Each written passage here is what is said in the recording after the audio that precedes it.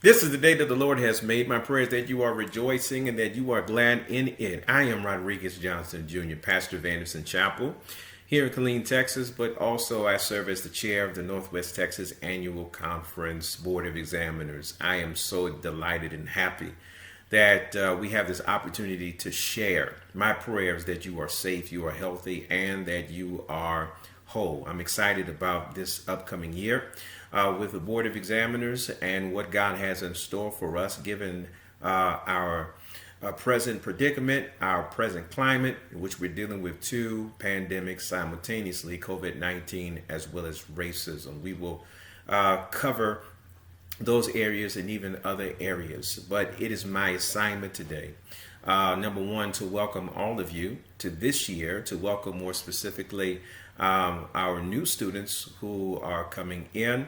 I will be sharing with you our handbook, which goes over requirements and expectations. And then I also want to applaud our teachers who will be teaching, who will be instructing, as well as our dean. Thank you all so much for your due diligence and your largesse.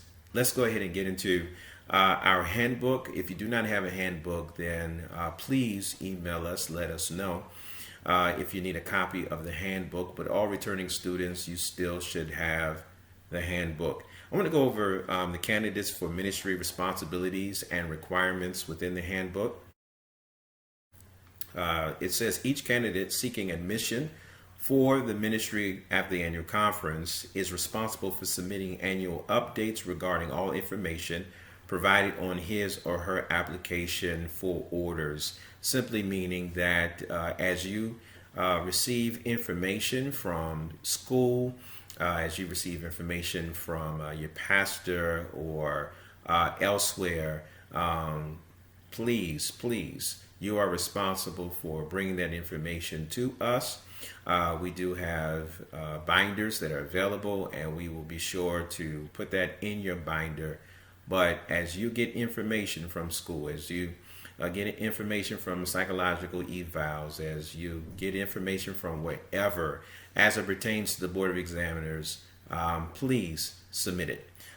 Candidates for admission to itinerant ministerial orders shall not be older than 60 years of age, attested to by a certified copy of the applicant's birth certificate, passport, or military identification card. Each candidate shall be required to present satisfactory verification of mental capacity by submitting 2 psychological and psychiatric tests. This is something that is required that we do, just to be sure that you are ready in all facets and aspects for ministry.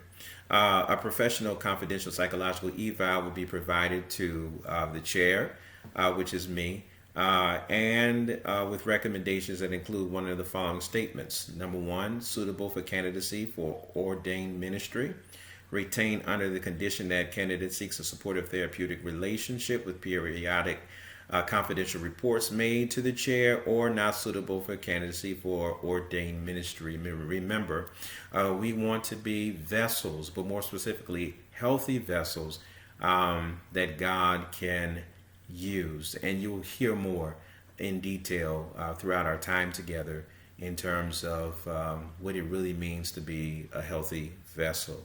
Candidates for admission to itinerant ministry orders shall have the following prior to being recommended for admission to the annual conference Board of Examiners: sexual misconduct harassment prevention training, which you will receive; criminal background check and child safety training through the 10th District Protect My Ministry program; drug screening; and a psychological assessment.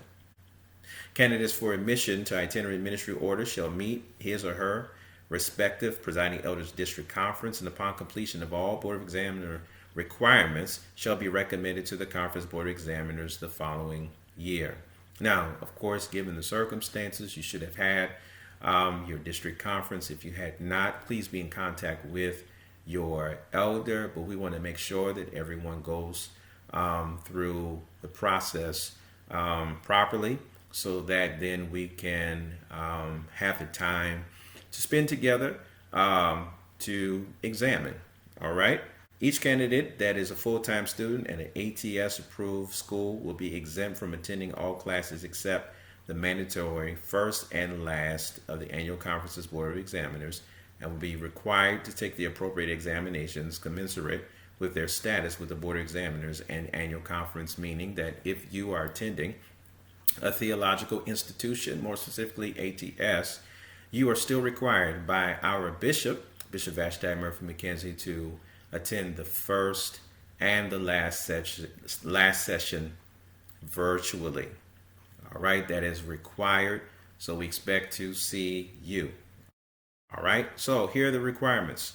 Proof of age. It is recommended that only a birth certificate, valid passport, or military discharge, that is the accepted forms in terms of your proof of age. The discipline set age or entrance into itineracy is 60. I'll say that again. We need a birth certificate, a valid passport, or military discharge. All right, so that we can be sure that we have your proof of age. If you are entering into the itinerant ministry, your set age is 60. If you're over 60, then we need to look at the local track. Okay? Educational experience. Each candidate is required to instruct accredited post-high school institutions to forward a certified transcript of his or her official records. It's recommended that the person who claims education beyond high school provide the board with an official transcript of that education. An official transcript should be accepted only if mailed to the Board of Examiners Dean, which is Dr. Melvin Wilson, Jr., from the Records Officer of Registrar of the institution from which the education was obtained. It is important, it is vital that you will please send us a certified copy of your, if you graduated from high school, that transcript, college, that transcript. If you are still pursuing credits, we still need the transcript in college as well as in seminary.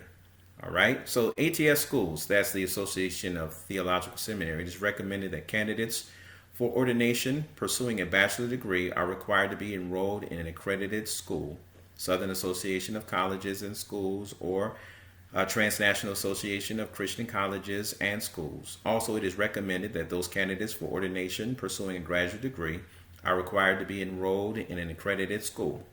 The following represents areas within the 10th district of ATS and Board of Examiner approved schools. So if you are pursuing the itinerant track, if you're on the itinerant track and you're pursuing the itineracy, then it is vital that you, if you're in college, that you are pursuing after college your master's degree, more specifically in divinity.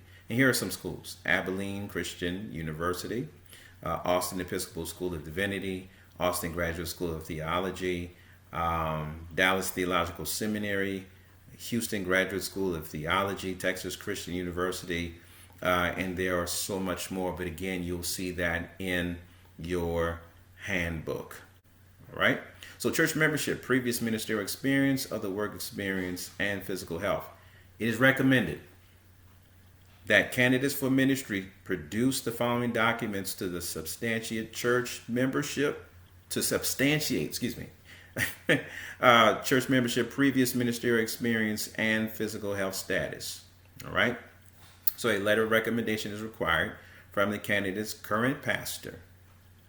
If the candidate has been a member of the local church less than 12 months, a letter of recommendation should be required from the candidate's former pastor. It is key and it is critical that as we go through this process together, that we work together.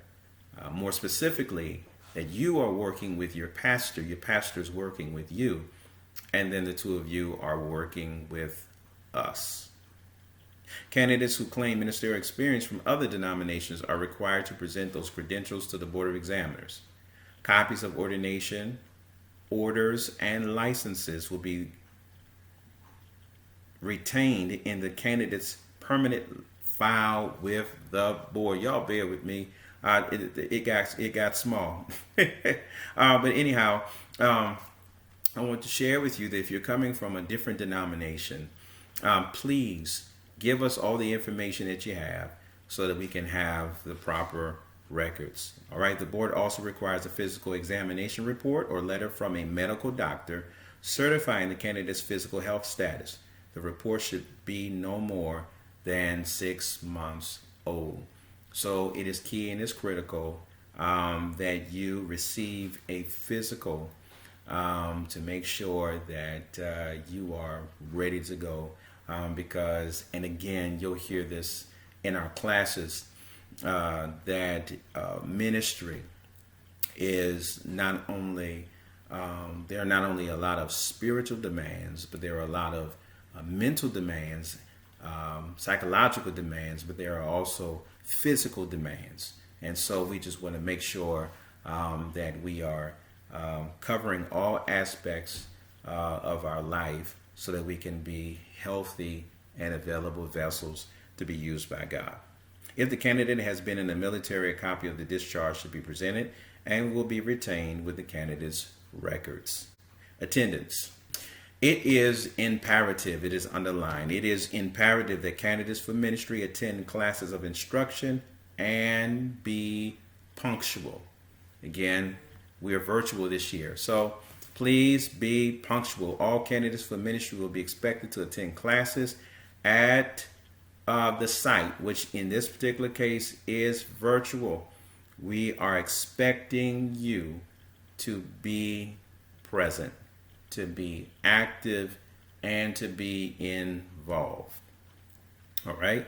If for whatever reason you cannot attend, it has to be pre-approved with the dean and instructors. Please do not contact us the day before unless it's an emergency telling us I can't make it. We have provided you with the dates, and so you will know in advance when you are expected to be involved with the Board of Examiners. So if you cannot attend for whatever reason, please let us know at least 3 to 5 days beforehand. That's the bare minimum. But just like we are sacrificing our time with you, we're asking you to please do the same. All right, assignments. Each candidate shall be expected to complete all assignments during the course of instruction before passed on to the next class. Students are expected to make an average of 65 on the basis of 100 in order to be recommended to the next class. Students who have fallen below 50 in any single study course on the basis of 100 will not be recommended for advancement. And I know the handbook says 65, but we're not expecting anyone to receive no lower than a 70. So we will be working with you. We will work together, and we will make it happen. Our attire. Our attire. Each candidate should wear a dark, preferable black suit for men or dark, preferable black suit or dress for women, a white shirt or blouse, and other conservative attire in good taste. All right, avoid wearing flashy jewelry. Be well groomed at all times. Have hair trimmed or styled. Keep nails trimmed. Pay close attention to personal hygiene. I'm laughing because you see what I have on at this particular point. All right, the next time that you see me, of course, I won't have a polo shirt on. But nonetheless, as we gather together, the expectation of the board is for us to have, for men, to have on a suit and tie, to have a blazer, white shirt, black tie, and then of course women to have on a white blouse and a black coat of some kind.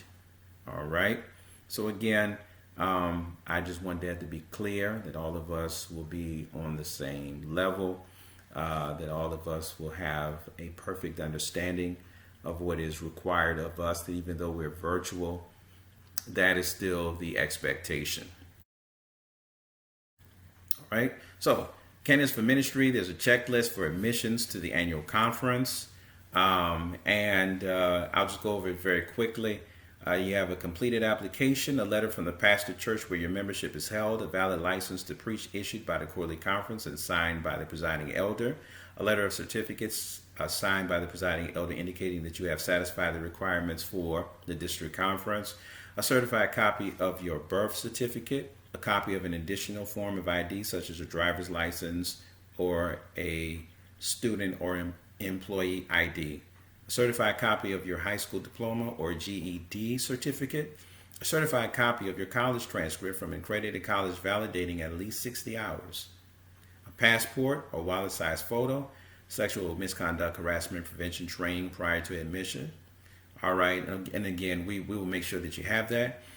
Criminal background check prior to admission, protect my ministry, child safety training prior to admission, a drug screening test prior to admission, a completed psychological evaluation prior to admission. When we say admission, we mean to those students who are coming in for the first time. This is your first time. Before you are officially admitted to the annual conference, once we have taken you through the classes, once we have examined you, and once you have proven yourself, and the recommendation is for you to be admitted to the Northwest Texas Annual Conference that will happen in September, you will need to have all of the things that I have read. But again, we will walk with you through the process. I promise you, we will walk with you through the process. We will make sure that everything is in line. But again, this is a marriage. So please, we're going to help you, but we're going to help those who want to be helped. And we will fight for those who are have shown and have proven their seriousness in terms of ministry. So again, I just want to share with you how excited I am.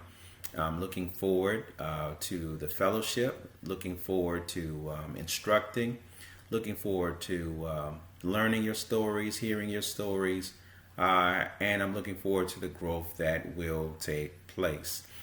We have our class of studies for on pre-admissions, admissions, first year, second year, third year, and then fourth year. And then, of course, we have our schedule, of which the dean will share with you. Our first class, again, is on June the 20th. And so I'm looking forward to seeing you and to just have the opportunity to see the growth process. Again, thank you so much for your time. Thank you so much for your energy. Thank you so much for your effort. And let's go ahead. Let's get started. Let's get moving. If you have any questions, I'm always available. You can email me at Pastor Johnson. That's Pastor Johnson at AndersonChapelKilleen.org. Again, that's Pastor Johnson at AndersonChapelKilleen.org. Again, God bless each and every one of you. Let's get to work.